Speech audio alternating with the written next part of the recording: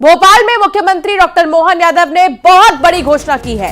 ग्वालियर के नगर द्वार का नाम बदला जाएगा।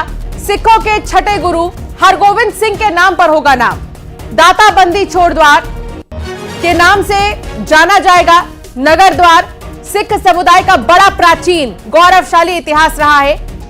मुख्यमंत्री डॉक्टर मोहन यादव ने बड़ी घोषणा की है और ग्वालियर के नगर द्वार का नाम बदला जाएगा। सिखों के छठे गुरु हरगोविंद सिंह के नाम पर अब नाम होगा इस द्वार का।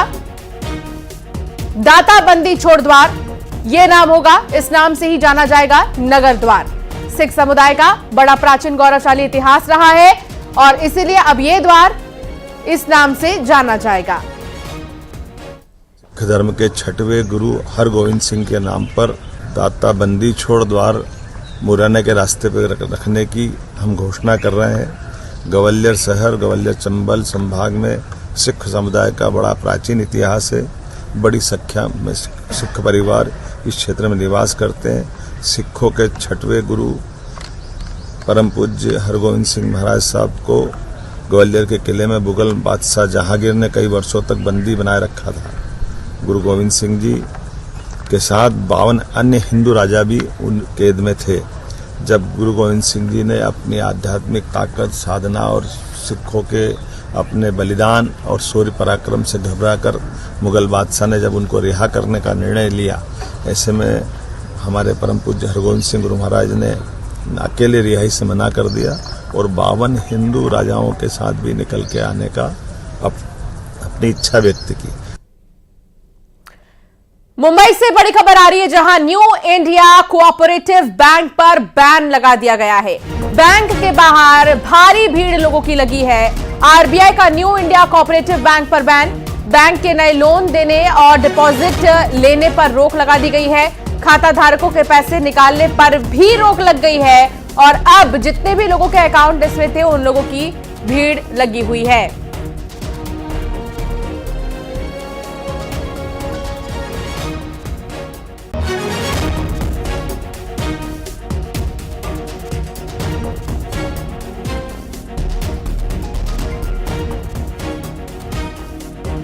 से खबर मुंबई में, जहां न्यू इंडिया कोऑपरेटिव बैंक पर बैन लगा दिया गया। बैंक के बाहर लोगों की भारी भीड़ इकट्ठा हो गई है। दरअसल इसलिए भी ये भीड़ इकट्ठा हुई है क्योंकि खाता धारकों के पैसे निकालने पर भी रोक लग गई है और जो खाता धारक है, जो अकाउंट होल्डर है, वो अब चिंता में है कि आखिर उनके पैसे कहां जाएंगे।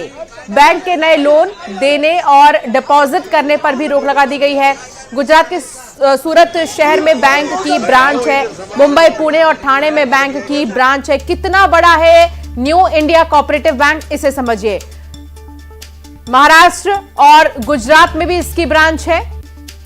दोनों राज्यों में 32 से ज्यादा ब्रांच है और इसलिए यहां पर आप देख सकते हैं लोगों की भीड़। पिछले 2 वित्तीय वर्षों से घाटा हो रहा है और अब इस पर बैन लगा दिया गया है।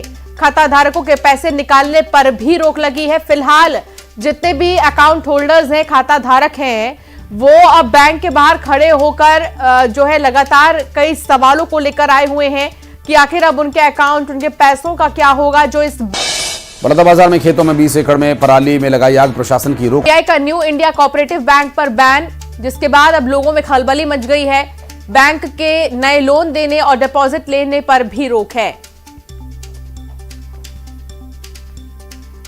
हमारा अकाउंट 1982 से इतना भरोसा था बैंक के ऊपर। अभी ये बैंक ही उड़ गए तो हम बड़ी बैंक में भरोसा कैसा करेंगे? क्यों रखे उधर भी पैसा? आप मेरी बात समझो। पता नहीं था क्या? कॉल भी प्ले कर दिया है, कॉल भी प्ले किया। पता था ना इन लोगों को, कॉल भी प्ले किया। इसका 60,000, मेरा 10,000, क्यों प्ले किया? बोलने का ना था, ऐसा ऐसा है। मैसेज भी नहीं दिया, मैसेज भी नहीं दिया। अभी मैसेज देखा तो सुबह 9 बजे मैसेज। ये देखो, इसमें कौन है व्यापारी? आपको कौन दिखता है?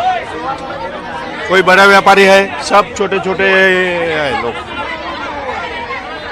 छोटे छोटे लोग हैं। कल से ही, रात से ही सबको न्यूज आया है। किसी को भी कुछ भी ट्रांजैक्शन करने का भी मौका नहीं मिला है। अभी फिलहाल लॉकर एटलीस्ट ये लोग ऑपरेट करने दे रहे हैं, बट उसके लिए भी जैसे आप देख रहे हैं बहुत बड़ा लाइन है। तो आप लाइन में? मैं तो अभी 1 घंटा और 1.5 घंटा हो गया है ऑलरेडी, बट काफी लोग सुबह से खड़े हैं लाइन में। कांग्रेस नेता शशि थरूर ने प्रधानमंत्री मोदी की जमकर तारीफ की है। शशि थरूर ने पीएम मोदी के अमेरिकी दौरे को सफल बताया। उन्होंने कहा कि वॉशिंगटन में कुछ ऐतिहासिक फैसले लिए गए हैं। शशि थरूर ने कहा कि अवैध प्रवासी पर प्रधानमंत्री के रुख का वो समर्थन करते हैं। A very good outcome, because otherwise the fear was there might be some hasty decisions made in Washington which would have affected our exports. This way there is time to discuss and negotiate. I welcome that. Secondly, on the illegal immigration issue, the only thing missing there from what Prime Minister Modi said was the question of the manner in which those people were treated and sent back. I think otherwise his stand was absolutely correct. These are misled youth who have been encouraged or induced to migrate illegally, and they should be taken back. If they are Indian citizens, they belong in our country, we take them back. बेवफाई की कई कहानियां आपने सुनी होंगी, लेकिन जुर्म